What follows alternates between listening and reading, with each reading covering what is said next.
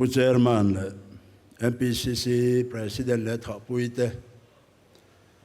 People Conference Party president และทอปุยเตตินกันหุ่นเสรมินมันสักตู Pastor Reverend เลียนมินทางเตเวนียารำเละน้ำหุ่มหิมนตูรตานะเฮหุ่นรันมังตูสองเตจิไปกบูกเจ้าโปรแกรมสิทธิ์กันนะกหุ่นเฮวันในฉากครบไหมกามาหุ่นเสรมังตุอินทุยตักสวยตัวดิน MPCC ละมาจังเตPC Party จังเตนกันง่ายทัดตัวกันนุ่งอายันทุสวยไงน้ำและฟิอาจอกตูกันง่ายทะเลโดนะเจ้าบางจวนไอ้การะก็ออกมาก็ดูก็สวยเทดอนที่ก็ล้อมครบไหมอาเทนไลจะปุลปิดกลางสวยกลางอันนี้ไงอาเทนไลจะไงคลากเทียมเดียวจะปนไม่เท่อามาเราจูทุดิกก็สวยดูว่ามาสเปรกันสวยดูจูทุมารัวยะทุตามตักก็สวยดอนเราบางอินกันเรามาเห็น election โดนเห็นสิลอกตูอันเราอินลาร์ชีนะไบเบิลสิลอกตูกันหูเตหูอิสายเตเอซิกิเอลเตดานียลเตหูจวนอันถูอันสิลอกอันกัลไงล่ะวะอันดนนี่มีประคัดอันนี้ทิ้งวางนี่กันเรามาเราจวนอามีสิ่งจุดดังมาเสอดงตู้ฮีอินอังโอมตักอาศิลตู้ฮีอินอังโอมตักอันนี้อาศิลตู้เห็นดังอันต่ำแต่ดูตัวก็จุงแล้วมันมีเงี้ยนี่สีเหล่แล้วมันมีพอเทียนแล้วการทุกวันนี้คริสเตียนรามตานจวนไงชากเชื่อมตักตักอมรินเหลอมเอามาเบียกินอะไรของปุ้ยไงจะทุเสยพอยอารินเหลอมคริสเตียนกันเสียจู่ๆกันไงตัวไงกันทุเล่หลาเราไงถ้าตู้จะเป็นเราไงตัวเบลละและลิสวคริสต์อาเปียงโดนที่กุมจะทุ่มจะรีเวลเลียมตาอิสายเจนันพวงอาทีนูเฟะกุมจะตั้มตักนัวอิสวเราเปียงนุละเทียงลิมปักอะไรอย่างที่อะไรไม่นี่เกี่ยนี้เราจะกันทุกที่โลกเราจะ election result กันปวนนัวเฮียนอาปวงตูปอยอันบูได้ใช่ละอดีตเราการคริสเตียนในอินเอ็นเลดอะไรของแอนอมกันเท่าเราดินจอรัม nationalist party กันเนี่ยตุนมาคัน symbol ตีดิกอินลาร์นัตีดิกตุมอังอินมินหัวกลางอันนี้ช่วงกันทีระกันดูเอ็มมาเสกเกเรลาควรอันเราอมเวเรื่องบางอิน election commission of India ขันเริ่มติดแล้ววะตัวน่าจวนฟุตบอลไงอันนี้นี่พออินทรังติดแล้ววะมาเสกันมังหลักหล่อนี่อินลานาตีดิกตุมารำสวยตุมเฮชลมีแต่หินโลกเราราดิกจ้าตุมตุเรนเลยว่าอาหูนาจวนมารีอะไรไม่นี่อาหูนาจวนบวยน่าเราเข่งไม่นี่จันจิมุมีกันอีกทีนะข้านี่จริงข้านหวยเสนเดียเนี่ยก็เสียจนเจริญลุยก็แถวักแล้ววะปุกเกลเลียนันดำช่วงลุงอินตานนะครับมิโซรามาทุจียตูอิเชจวงละบังดิกเนียเชียทุจียปบรอติชินาโซนี่เองที่ตอนนี้ข้าทุบวยปกกันงาชินแรงนี่ค่ะเกี่ยมานี่แหละเกี่ยมานี่เกี่ยเบลกูลวักวักดิกเนียก็เรียกที่จะก็เจียกไม่เสียละกองราชสินสุดขาไล่ปกขังก็เจียกไม่เสียละอันนั้นมานี่แค่ปกขังก็เจียกจวงเรา politics สายยันไงด่าในนังละวะวันนี้จะเอ็นปีกันดินทะเลนั่นฉันพอให้ kan ngai da nei nang lo ni ngai da nei nan lo chuan adik thei lo om ho wa har amaro chu ram hruai na tur ta na thil tha ti na kong ha ro chuan aram le ahnam asa khwa a him na tur ni chuan party policy da tha wenia kai mu khom na ang chia kan ram kan nam adam the na tur ro chuan kan in lung rol angai Manipur kan unaw te din mun kan ria har san na an to na chuan kan in lung rol kan trong ro aloi nang lo de me the amara chu kan ma thil lo kan ma chon tur kan dam kho chua na tur ani chuan in lung rol lo po kan in lung rol mai tur ani ti kha kan thum roi dua ti chuan chan chin bua khan zol chung chang thu kha kan se ya in lo ngai to ve ngai em ka thum roi nga thut eng ma de ka chu top lama point len te in ka sei dua sang ka kum som ni panga vel liam ta khan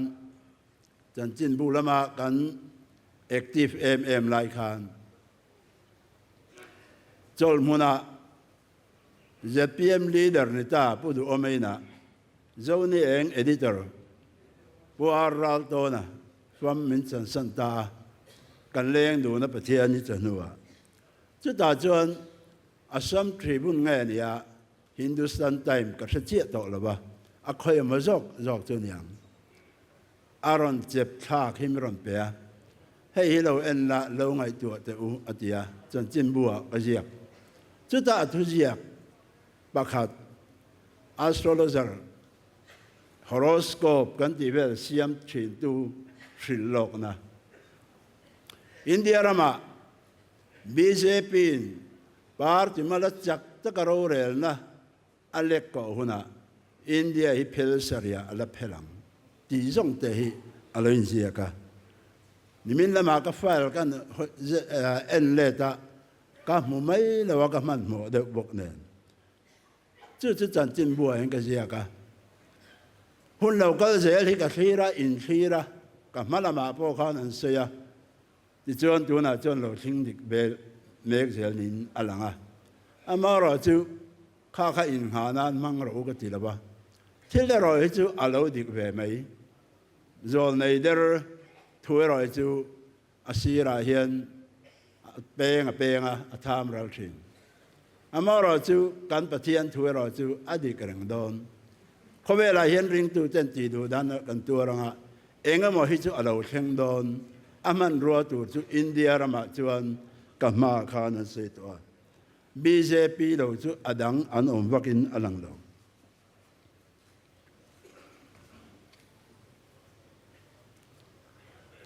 pani le na chuan kan ma yan Christian Mizoram ina kan lo in ve na tur a oma rulin mi adol chuan alen da na zirin an lulam train adol thin eden bo chia na khan rule in a thema chu rule chu saphai ni le ni lo kan thela rule chu ni ngai me wan lai ta ka thei ra hi e tu ra ni lo ati elo mo atia ti le ve avai hian kan e thea alai me ra chu atto poi tok tu rin lo min ti e ti ni khan Genesis a khan rule khan enge se kha ti le ve i e chuan a chia le thai lo sianga i lo fing war do na ni atia kan nam kan ram kan sa khua kan le lung jong jong adam na tur le adam lo na tur hi kan mel ma setanana aman ro tur chu midang vak an om lo BJP liang achan chu alu tang min dol tum lo ram hruai tu ni tum te enge ama the sum tu te ngai lo do thin na ma mi dik lo ta ka hera ma Christian tera ma ro re na tur ta na ma the dik lo it tak eden huan lai ta ka it tak ka kan ram tan chuan sum hi ni mai chu sum chu it tu kan o mani chuan eng ang sor kha na po chang mai la BJP thil tum choi len na le anti tur ti lo thin tum na tura kan malak na ani mai an ni tan chuan an zol nei kan ni mai chu chu wei ni a hian ka sei duwa ka thian politics a ka lo lung rol pui thin te nen hian wei ni an he do ka na hen om ho ila thu ron sei ve se ka du bia wa ma se kan banar an ena an ngam lo man chele ka tian ke chu ka ngam ZNP kan ya ZPM no te moment ya kan ni deu ro thin ma se kan ni to lo kan ngai da ni ang lo ka puak ke pup do na man cho ti te ka ngai to thina thili puro da yan PC president yan soi vek ro tia sang ni le som ni le pakat kan press statement tu ri pek som ka jiak to thil zong kan thia in lung rual na shuai tu pakhat in lung rual tla na atang lo chuan sor kha na siam hi a har thina policy a po hian sei thini da congress chuan NLP in sei chuan aun lai kan chi minister in choi moi luai ya cabinet minister ho le MLA ke ni policy kan lo va vai pui ve kun na thok tu te thai ra lei sak ti chu kan pu hui lo chu an sei thiam tlat lo a boi thak ZNP kha chu kan lung rual la sin kan soi thei vek zoram dung le wang a hian pu ber nung kan lo zu in sa ma se tu na chuan kan soi thiam tlat lo phua chop ril ruina avei ramta na avei tak ni lawa mi I tura eden huan lai taka theira it tak anga vasiam chop hi chuan asiam tu bo hian an sei fia thiam chong lo mak deu nia ato bera ta na tlang kom na kan sei du chu in mong zom hi thalo nu pa po hian pa berin mong zom dang ani chuan ato pa lang chho tho nu pakar in chen nam tho nu ber po ani tho chu wang chuan ka parliament a mania an soya ai zo lan lo honga enge kan sei thu sei ka di la an phal lo thu sei di la phal lo rem lo chung po din tum chuang lo chuan la ma tling am ti ka ngai tu ani mania pulan nan moi chuang o thu sei kha ka lo ngai tha adik chia ke ni la ka ding thawang ram le nam ta na him na tur ani don pho chuan kan mic chu off ma se din thau tur ma se an ding lo helaya chuan ding du lo em in kan ngai thale a ai mi lo John pulpit lang a thu kan sei thina kan pulpit thu sei le pulpit lang kan thu sei le mi pui ma ram hruai na tur ta na kan thu sei hi in mil ro se kan nun nen te po hian in mil ro se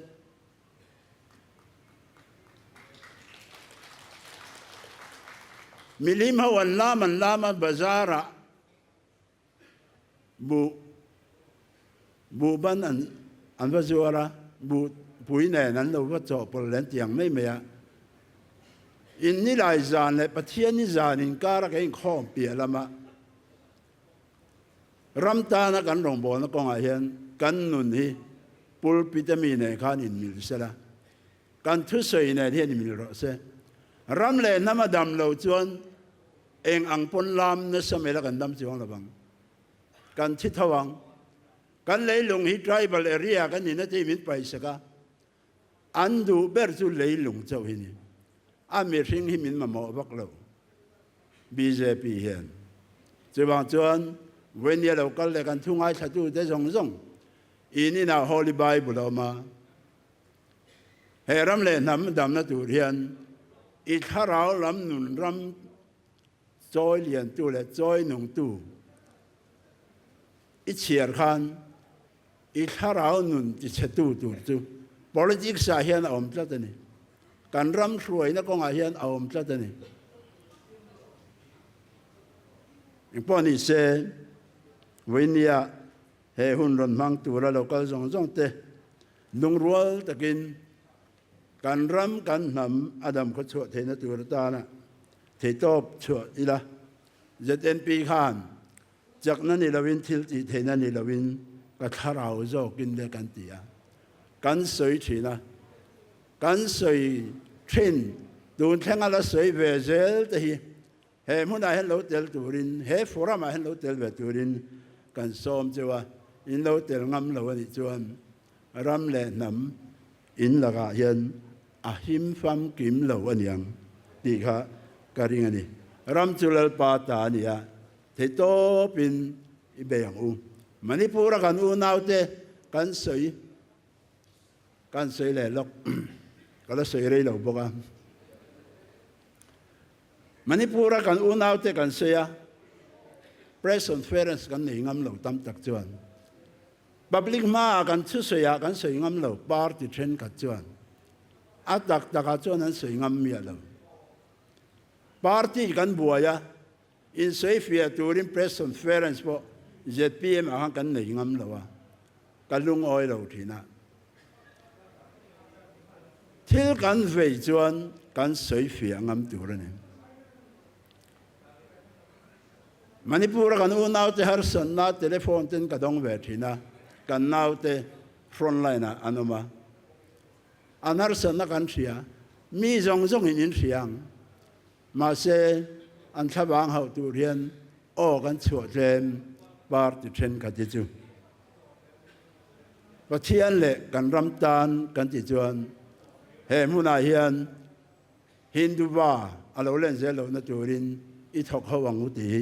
karon som chewani kalome